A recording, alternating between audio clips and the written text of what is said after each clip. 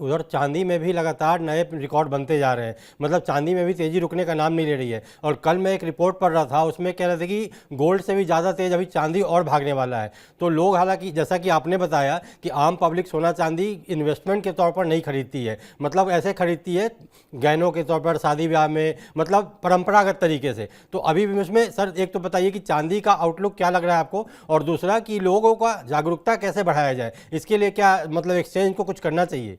जी sir. देखिए, जागरूकता के लिए तो आपका मंच है, उससे बड़ा जी कोई मंच हो नहीं सकता, और बिल्कुल। आप बिल्कुल कर भी रहे हैं इस पे, क्योंकि अब मैं देख रहा हूँ फाइनेंशियल चैनल्स पे सब जी जगह पे सोने चांदी की बात हो रही, तो लोगों को समझ में आ रहा है। हाँ, जी आपने बिल्कुल राइटली कहा है कि लोगों का रुझान ज्यादा करके सोने पे रहता है। चांदी का एक नाम और है मनीष जी, जिसको हम बोलते हैं पुअर्स मैन गोल्ड, मतलब गरीबों का सोना। इसका मतलब ये जी नहीं है कि हम गरीब हैं, हम चांदी लेके नहीं। चांदी सोने की रैली जिन्होंने मिस की है, वो कहीं ना कहीं अब चांदी की तरफ मूव कर रहा है। और देखिए, चांदी ड्वेल मेटल है। चांदी प्रीशियस मेटल का भी स्टेटस ओन करती है, साथ में इंडस्ट्रियल मेटल का भी, क्योंकि जी आज चांदी 56% तक ईवीज में, सोलार में, 5G टेक्नोलॉजी इनमें जी यूज हो रही है। तो आप देखिए, पिछले 5 साल से चांदी क्रिटिकल मेटल की लिस्ट पे आ चुकी है यूएस के। और जी यूएस कंटिन्यू सोलार ईवीज के लिए चांदी का कंजम्पशन चाइना उठा रहा है। इसकी वजह से डिमांड बढ़ी भी है। लेकिन हालांकि हम सप्लाई की अगर बात करें, तो माइंस के अंदर कोविड के बाद कोई भी कैपेक्स का इंक्रीमेंट नहीं हुआ है, जिसकी जी वजह से आउटपुट में कमी है। देखिए, चांदी की कोई डायरेक्ट माइन नहीं है, बट जी जिंक है, बाकी जो मेटल्स है, उससे हम आउट प्राप्त करते हैं। तो मुझे लगता है कि कैपेक्स जब तक नहीं बढ़ेगा, चांदी के आउटकम्स आउटपुट्स में कमी रहेगी, और यही कारण है कि चांदी बड़ी तेजी है। अब अगर हम बात करूं, तो आप सरप्राइज रहोगे, 1980 में भी चांदी $50 होती थी, जब हंट ब्रदर का कुछ क्राइसिस हमने सुना था, और 2011 में भी था।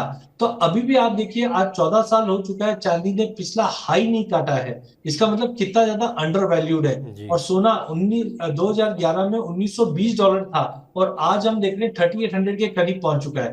देखिए, जी चांदी एक तरह से अगर हम बात करें, तो इंडस्ट्रियल मेटल की वजह से हमने देखा कि कोविड के बाद से इंडस्ट्रियल डिमांड थोड़ी सी ठप थी, लेकिन जी अब जैसे से इंप्रूव हो रही है। इसको देखने का अच्छा तरीका है Manoj ji, gold silver ratio, जहां पे जी गोल्ड के प्राइस को चांदी के प्राइस से अगर आप डिवाइड करेंगे, तो आपको जी एक रेशियो निकलता है, वो इस वक्त 85 86 के करीब है। और जी लॉन्ग टर्म एवरेज उसका 70 के नीचे का है। तो अगर यहां से ये रेशियो में गिरावट आती है ना, इसका मतलब है लोगों का रुझान अब धीरे धीरे सोने से निकल के चांदी की तरफ आ रहा है। 3 4 महीने पहले ये रेशियो 107 हुआ करता था, जो जी अब 85 आ गया। इसी की वजह से हम देख रहे हैं कि चांदी 136 पहुंच गई है, और सोना 115 114 के करीब ही पहुंचा है अभी भी। तो जी मुझे लगता है, यस, अगर कोई यहाँ से 2 3 साल का व्यू लेकर चले, तो जी इंटरनेशनल में $70 72 का लेवल भी हम देख पाएंगे, जो डोमेस्टिक मार्केट में आराम से दो जी लाख का लेवल भी क्रॉस कर जाएगा। बट ध्यान रखिए कि 1 महीने में, 6 महीने में, साल भर में नहीं, आपको कम से कम 2.5 से 3 साल का व्यू लेकर चलना है, जहां जी पे मुझे लगता है चांदी 2 लाख के लेवल तक भी पहुंच सकती है। मतलब कहा जा सकता है कि चांदी लंबी रेस का घोड़ा है, मतलब आराम से आप 2 3 साल लॉन्ग टर्म अगर निवेश के लिहाज से सोचते हैं तो चांदी सोने से ज़्यादा बेहतर है, आप ये कहना चाह रहे हैं? जी सर। अब बिल्कुल इसमें एक चीज और ऐड करना चाहूंगा। जी देखिए, अभी गिवन 50% की तेजी आ गई है, तो आप आज ये वीडियो देख रहे हैं, आप पूरा डिटेल देख रहे हो, और आप चढ़ के मत बाय कीजिए, बिकॉज देखिए, जी 50% कोई भी एसेट क्लास बढ़ जाता है तो रिस्क भी है। जी तो मुझे लगता है थोड़ा करेक्शन या टाइम करेक्शन, देखिए सोने चांदी में कभी बड़ा करेक्शन नहीं आता, एक जी टाइम करेक्शन आता है, मतलब 6 महीने तक मार्केट एक दायरे में रहेगा। तो जी वो समय में आप एसआईपी द्वारा लीजिए। एसआईपी का full form systematic investment plan नहीं है, सिल्वर इन्वेस्टमेंट प्लान है। जी तो हर महीने अगर थोड़ा थोड़ा करके आप जमा करेंगे, तो मुझे लगता है अगले 2 3 साल के अंदर चांदी सोने से भी ज्यादा रिटर्न देती हुई दिखाई देगी। जी मतलब कमाई आपकी सोने से भी ज़्यादा चांदी करा के देगी, ये तय है, अगर आपने लंबा सोचा तो। सर कई सारे लोगों के मन में ख्याल आता है कि फेस्टिव सीज़न है, सोना तो यार 1 लाख के पार जा चुका है, 10 ग्राम सोना भी खरीदूंगा तो मुझे 1 लाख से ऊपर खर्च करने पड़ेंगे। तो ऐसे में क्या सर गोल्ड के जो और भी मतलब विकल्प हैं, जैसे गोल्ड स्टॉक्स हो गए, गोल्ड के कई सारे फंड होते हैं, तो एक इन्वेस्टर के तौर पे क्या बाय करना चाहिए फेस्टिव सीजन में? मनीष जी, आपने बहुत ही अच्छा एक वर्ड यूज किया, इन्वेस्टर के पॉइंट ऑफ व्यू। जी देखिए, अगर आप घर में आपके शादी है, तो जी आपको भाव नहीं देखना है, बिकॉज वहां पे सेंटिमेंटल वैल्यू जी है, रिचुअल वैल्यू आपको जी लेना ही लेना है। जैसे अक्षय तृतीया, धनतेरस में तो हम लेते ही लेते हैं। जी लेकिन जब आपने वर्ड यूज किया इन्वेस्टर, तो इन्वेस्टर कभी भी रिटर्न देखता है। तो जी पहला है, 50% बढ़ चुका है, इसलिए थोड़ा कॉशियस रहिए, क्योंकि आज इक्विटी या दूसरे एसेट क्लास थोड़े से अट्रैक्टिव दिखेंगे। जी लेकिन अभी भी मुझे लगता है कि लॉन्ग रन में सोना चांदी डबल डिजिट का रिटर्न देने में सक्षम है। तो ऐसे जी समय में आपके पास काफी विकल्प है।